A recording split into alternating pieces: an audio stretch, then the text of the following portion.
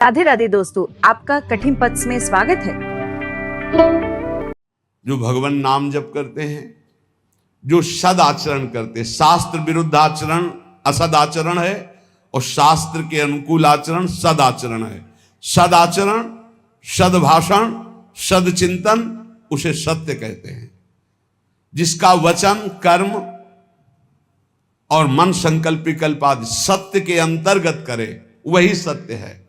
और मक्रोध हो, जब आपका साधन बनेगा तो आपको गुस्सा आने लगेगी। ये अनुभव की बात कह रहा हूं। जब ठीक साधन बनेगा तो बिल्कुल चिड़चिड़ाहट स्वभाव में आने लगेगी, असहनशीलता। बस इसी को समन कर जाना है सहनशीलता के द्वारा। थोड़ी सी भी बात सहन नहीं होती, वो एकदम क्रोध करने लगता है, क्योंकि उसके अंदर ऊर्जा शक्ति का संचार होता है, पावर बढ़ता है भजन से। और पावर बढ़ता है तो फिर नम्रता के द्वारा, सहनशीलता के द्वारा, तितिक्षा के द्वारा, क्षमा के द्वारा इस पावर को बचाया जाता है, पचाया जाता है। नहीं तो बहुत जल्दी क्षीण हो जाता है। आप देख लेना, सही भजन चल रहा है, ठीक आचरण है आपके, तो पहला दोष पैदा होगा ये असहनशीलता। अगर बात करें तो एक चिड़चिड़ाहट सी होगी, एक अच्छा नहीं लगेगा। जरा सा कोई गलती कर दे तो एकदम कड़वा स्वभाव, इसको शासन में ले। ये होता है, खुद अनुभव की बात कह रहा हूं, होता है। इसलिए कहा कि गुरुजनों की सेवा, सत्य आचरण, सत्य भाषण, सत्य विचार, और फिर कहा मक्रोध हो, अक्रोध, क्रोध ना करना। क्रोध के बहुत से आपके सामने उपाय भेजे जाएंगे जिससे आपको गुस्सा आ जाए, पर आप गुस्सा न कीजिएगा, नहीं तो आपका जो भागवतिक पावर बना है वो क्षय हो जाएगा। बाबा तो इतनी जोर की बात, उड़िया बाबा कहते हैं कि यदि क्षय करना है किसी को तो गुस्सा दिला दो। किसी के तप को क्षय करना है तो उसे गुस्सा दिला दो, और वो गुस्सा हो गया तो 1 महीने के भजन की ऊर्जा शक्ति क्षीण हो जाएगी। भजन तो नष्ट नहीं होता, लेकिन उससे जो अनुभूति होनी चाहिए वो नहीं होगी। सोचो, साल में 12 बार गुस्सा कर लिए तो बचा क्या आपके पास? इसलिए कौन सी दो रहा है, कहां अनुभूतियां हो रही? सहनशीलता के द्वारा क्रोध का त्याग कर दे, गुस्सा त्याग कर दे। बहुत जल्दी गुस्सा आती, और गुस्सा आते ही मन में प्रतिकूल चिंतन होने लगता है। भजन है और प्रतिकूल चिंतन हुआ, कहीं हो गया तो तुम्हारा भजन रुक जाएगा, तुम्हारा भजन का प्रभाव क्षीण हो जाएगा, आगे भजन की उन्नति नहीं होगी। इसलिए बहुत संभल के किसी से गुस्सा मत करो। और आएगा गुस्सा, माया ऐसे संयोग भेजेगी कि गुस्सा आ जाए, पक्का सहन कर जाओ। बहुत कठिन है सहन करना। अच्छा, आप जा रहे हो, कोई थूक दे आपके ऊपर, अरे 1 बार थूक दे, 2 बार थूक दे, 100 बार थूका एक नाथ जी के ऊपर। वो गंगा स्नान करके, गोदावरी जी का या गोमती जो भी वहां हो, महाराष्ट्र में कौन है, गोदावरी गंगा, तो वहां स्नान करके और बार बार ऊपर से गली में थूक देता। 100 बार थूका, नीचे उतर कर आया, साष्टांग दंडवत हुआ, गलती हुई, 100 बार थूका। बोले भैया तेरे जैसा कृपालु कौन होगा, 1 दिन में 100 बार स्नान करवा दिया, वैसे 1 दिन में 1 बार होता, लेकिन 100 बार तेरी कृपा से हो। बिल्कुल गुस्सा नहीं आया। कुछ लोगों ने तो पैसा दे के एक आदमी को लगाया, एक पंडित जी थे, उनसे कहा कि अगर आप एकनाथ जी को गुस्सा दिला दें तो इतनी आपको मुद्रा दे देंगे। घर गए तो अतिथि आए, उन्होंने सम्मान किया। जब उनकी पत्नी परोसने लगी तो पीठ में चढ़ गए, कुछ तो गुस्सा आएगा इनको। तो उनका बहुत संभाल के देखो, पीठ से गिरने ना पावे, इनको कोई कष्ट ना होने पावे, संभाल के। पत्नी का हम पहले से सावधान है, आप चिंता मत करो। तो उन्होंने सोचा ये तो फिर भी क्रोध, कितना उन्होंने उपद्रव किया। जब उपद्रव से बिल्कुल गुस्सा नहीं तो उनका थोड़ा गुस्सा हो जाते तो मुझे वो इतनी मुद्रा देकर भेजा गया। बोले भैया क्षमा करो, पहले बता देते कि हम मुद्रा के कारण आए हैं तो हम थोड़ी गुस्सा दिखा देते, जिससे तुम्हें मुद्रा मिल जाती। क्रोध नाम की चीज नहीं। जिन महापुरुषों ने भगवत साक्षात्कार किया, अक्रोध रहे हो, क्रोध नहीं। क्रोध होने से तप क्षीण हो जाता है, क्रोध बिल्कुल नहीं करना चाहिए, पर ध्यान रखें ना, जब क्रोध दिलाया जाए उस समय ये ध्यान रहे कि हमारे सामने प्रश्न उपस्थित किया गया कि हमें क्रोध नहीं करना है, और ये क्रोध कराएगा तो बच सकते हो, लेकिन उस समय माया आपको ये याद नहीं रहने देगी। उस समय फिर आपको गुस्सा आ ही जाएगा, पक्का आ जाएगा।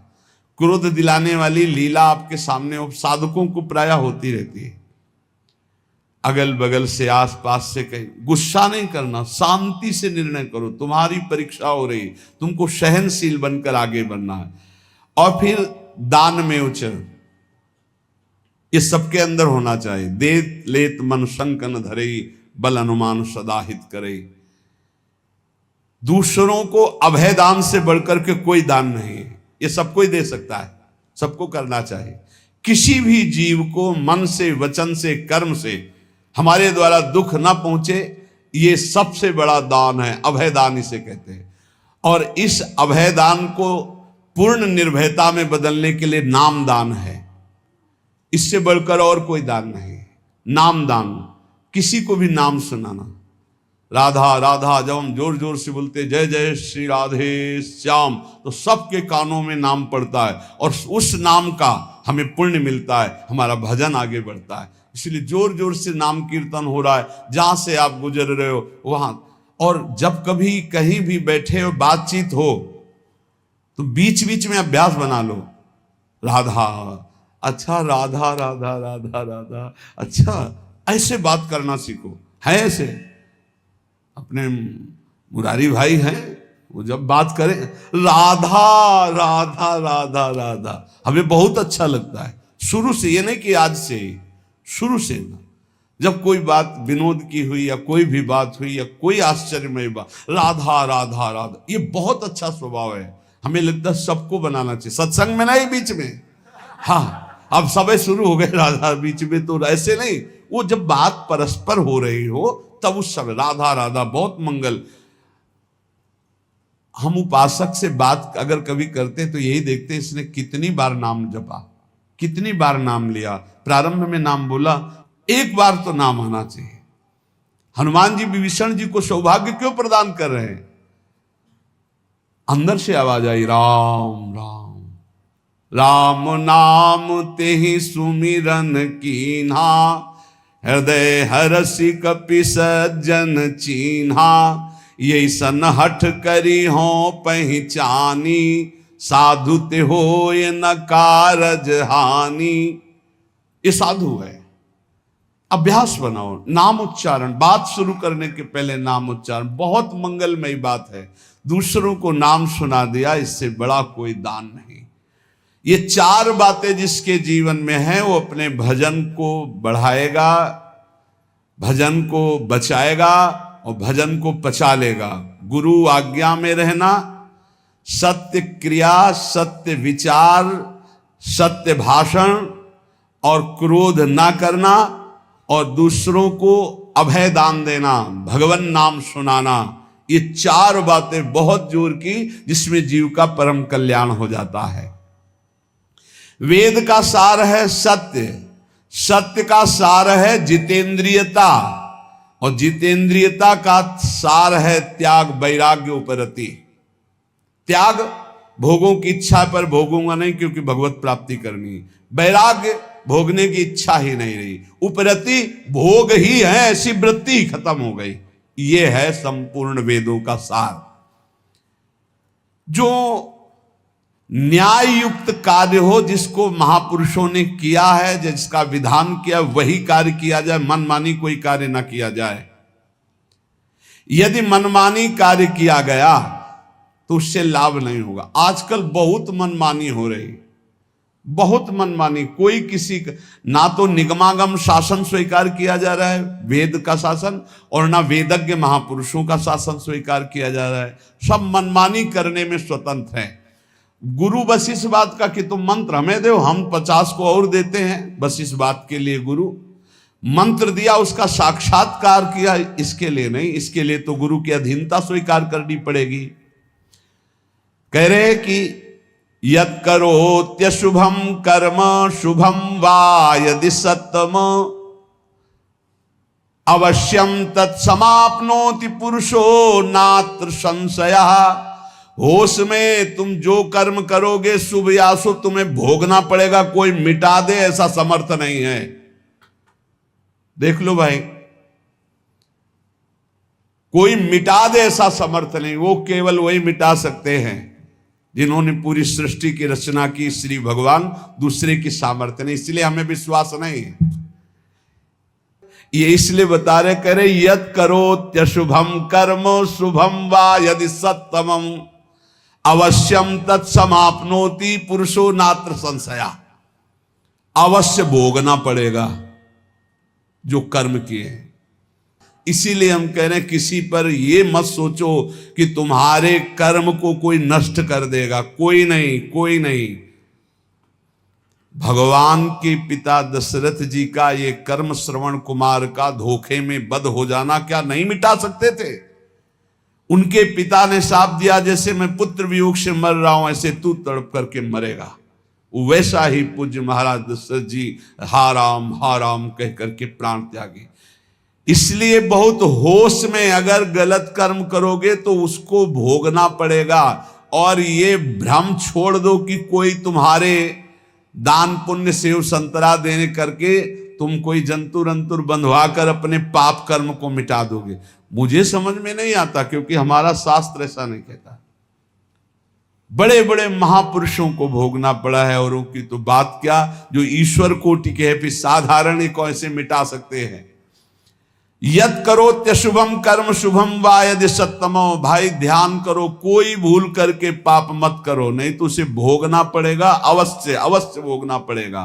कोई नहीं मिटा सकता, संसार में कोई नहीं मिटा सकता।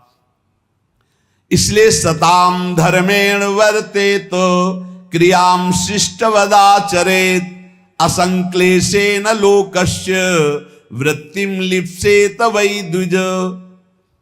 जो सत्पुरुषों ने आचरण किए हैं, जो सत्पुरुषों ने आचरण का विधान किया है, उसके अनुसार जो आचरण करता है वो धर्म है, और धर्म करने वाला कभी दुखी नहीं होता।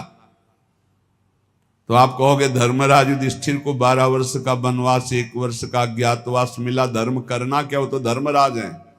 तो जुआ खेलना अधर्म है, उपहास करना किसी का अधर्म है, किसी को नीचा दिखाना अधर्म है, अधर्मियों की सभा में बैठना अधर्म है। कई तरह की बातों का अधर्म होता है। जान रहे हैं कि महाराज धृतराष्ट्र इस समय अधर्म से युक्त हैं, तो उनकी आज्ञा का पालन नहीं करना चाहिए। जान रहे हैं कि छल कपट अधर्मी शकुनी है, पासा वो चल रहा है, जीत उनकी हो रही, खुला अधर्म, खुला अधर्म का खेल हो रहा, कैसे स्वीकार कर लिया? और द्वित कीड़ा धर्म है। मदिरा पीना, व्यभिचार करना, मांस खाना, द्वित कीड़ा करना, ये सब एक लाइन में रखा गया है। इसीलिए महाराज को 12 वर्ष का वनवास, 1 वर्ष का अज्ञातवास भोगना पड़ा। सत्पुरुषों द्वारा पालित धर्म के अनुसार बर्ताव करे। जो संत पुरुष आचरण करने का विधान करते हैं, शास्त्र विधान करता है, वैसे ही कभी दुख नहीं मिलेगा। ध्यान रखना, अधर्म करने पर ही दुख का परिणाम भोगना पड़ता है। ये जो हमारे नाना प्रकार के शारीरिक मानसिक क्लेश हैं, ये हमारे पाप कर्म का परिणाम है। भली भांति कोई भी कर्म करने के पहले विचार करो, तो अंदर से सबके भगवान सदगुरु रूप में बैठकर उत्तर देते हैं कि तुम गलत करने जा रहे हो, मत करना। दूसरे लोगों के किए हुए कर्म को देखकर मत करो। बहुत लोग ऐसा करते हैं। अब तो सब नरक जाएंगे, तुम भी जाओगे क्या? तुम सत्संगी हो, तुम्हारा विवेक जागृत होना चाहिए। सब अगर 1000 लोग हैं, 1000 गलत कर रहे हैं, तो एक सही चलो, चलो तुम अपने मार्ग पे, 1000 का अनुसरण नहीं करना। जीवन निर्वाह के लिए ऐसी वृत्ति अपनाओ जो धर्म पूर्वक हो, तो तुम सुखी रहोगे, तुम्हारा परिवार सुखी रहेगा। सब तरह से सावधान रहो कि तुम्हारे घर में अधर्म का 1 रुपया ना आने पावे।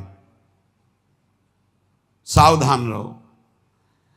जैसे कुछ लोगों की मान्यता है कि संत जन अधर्म पचा सकते हैं, भीष्म पितामह जैसा महात्मा कोई होगा? 12 वैष्णवाचार्यों में है भीष्म जी, और अखंड बाल ब्रह्मचारी और अखंड चिंतन करने वाले भगवान का। और दुर्योधन का अन्न खाया, उन्होंने स्वीकार किया, बताया द्रौपदी को कि उस समय मेरी बुद्धि निर्णय करने में असमर्थ थी क्योंकि मैं दुर्योधन का अन्न खाया था। अगर अधर्म का रुपया चला जाए तो महात्मा की भी बुद्धि को कमजोर कर दे, भ्रष्ट कर दे, फिर गृहस्थों की बात क्या। अधर्म के धन से बचना चाहिए।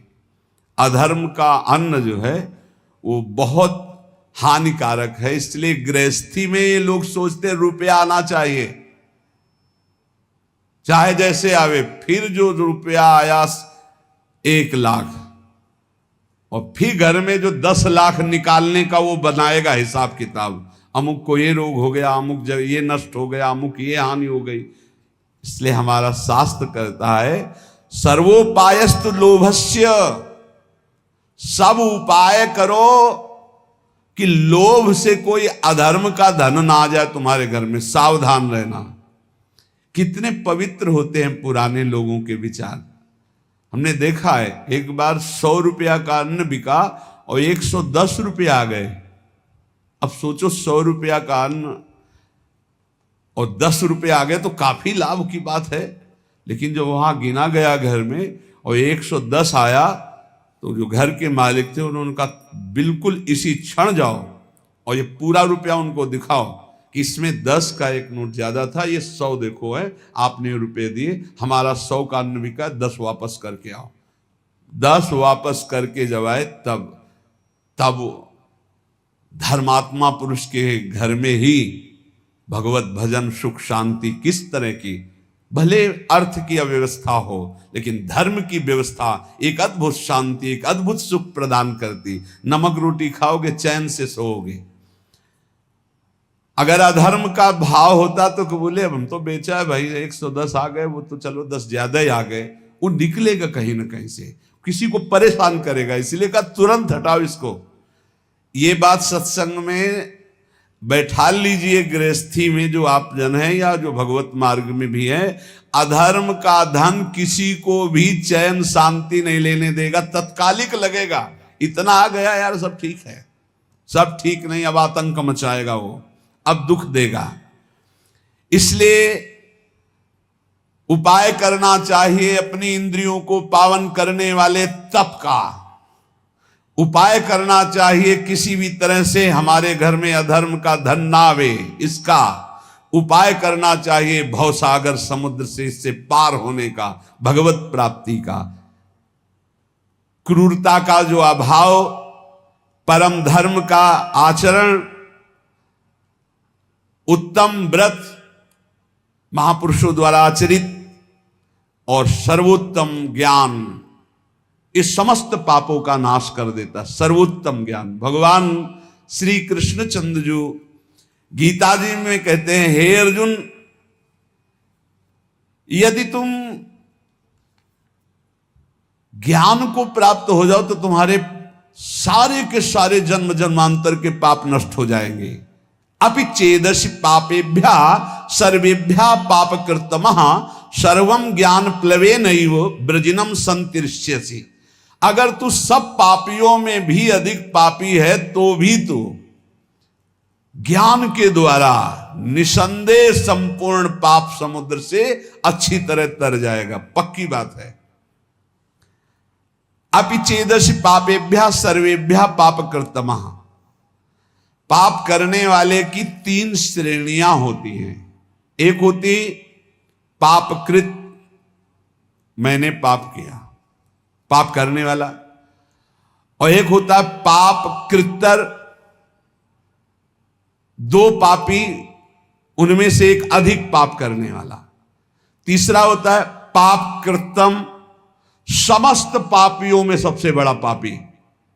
भगवान कह रहे पाप कृतमः, यदि तू सबसे बड़ा पापी है और तू ज्ञान प्राप्त कर ले तो तू सारे पाप से मुक्त हो जाएगा। भगवान का एक कथन सबको आश्वासन देता है। जो प्रश्न करता बोलते हैं मैं बड़ा पापी हूं, क्या मेरा भी उद्धार हो जाएगा? तो भगवान यहां कह रहे अपि चेदसि पापेभ्यः सर्वेभ्यः पापकृतमः। पापकृतमः माने सबसे बड़ा पापी। यदि तू सब पापियों में भी सबसे बड़ा पापी है तो तू भी ज्ञान के द्वारा निष्पाप हो जाएगा। पापों का त्याग करने में और भी साधन बताए गए हैं, लेकिन पूर्ण रूप से सबसे ज्यादा पाप करने वाला भी पावन हो जाए वो ज्ञान है, चाहे जितना बड़ा पापी हो।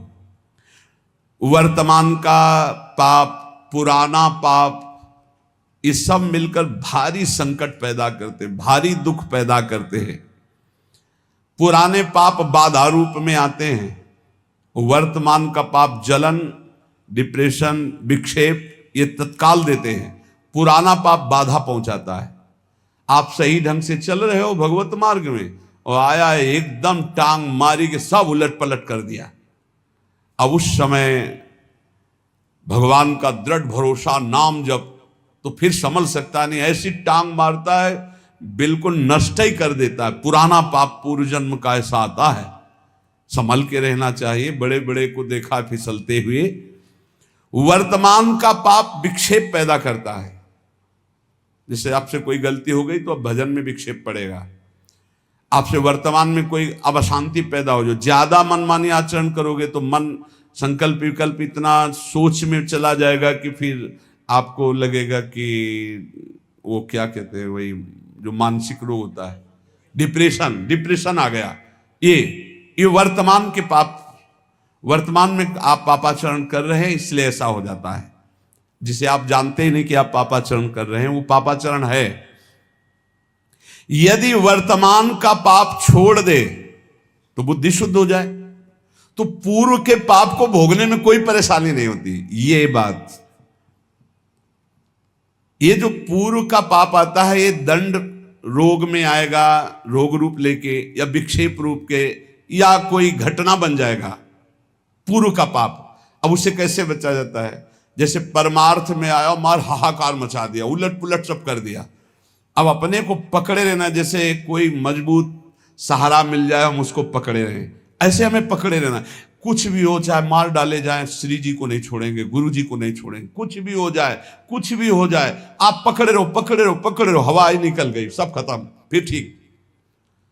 अब वो उसके विरोध में आ गया। इतने दिन भगवान का भजन किया, इतने दिन गुरु की शरण में रहे, यार कोई साथ नहीं देता, सब अपने कर्मों से भोगना ही पड़ता है, सब अपने को संभालना पड़ता है, कहीं कुछ नहीं भक्ति में। अब वो पाप आया था, गिरा के लेता चला गया।